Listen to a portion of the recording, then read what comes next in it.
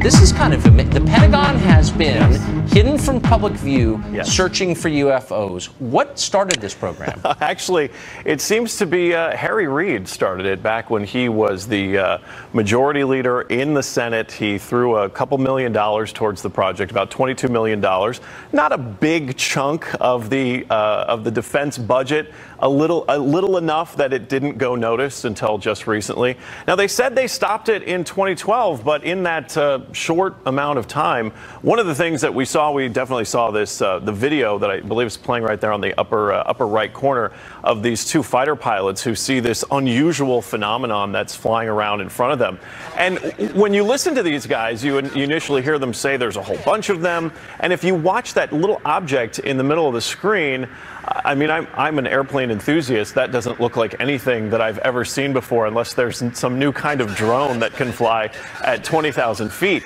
But what's so cool about this, at least from my perspective, is that they are actually talking to military personnel, to pilots, to people who, through the years, historically, have had these unusual things happen to them, and they're taking down their information and following up on it. It's very similar to the Project Blue Book that the FBI did and stopped back in the late 60s. With commercial pilots who've seen objects that appear to defy physics, and second, these sightings appear to be clustered around nuclear sites, either nuclear-powered aircraft carrier, submarines, or nuclear power reactors. Why is that? Conspiracy theorists will tell you that the aliens are very interested in our nuclear capabilities. That may or may not be the case. I'm not going to dismiss anything that the conspiracy theorists people like to believe in or follow up on.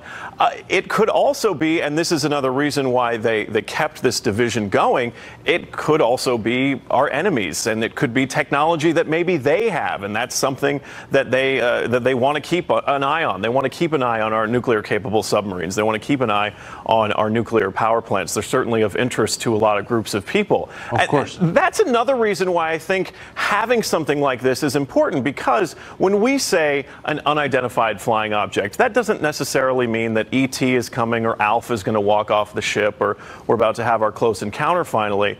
It could very well be foreign technology. It could be the Russians. It could be the Chinese. They may have figured out some way of making a better stealth device than we have, though I strongly believe we have some of the best military equipment in the world. So it's interesting that it's this sort of split where it's, we want to keep an eye on these unusual phenomena. We want to follow up on this stuff and see what it actually is.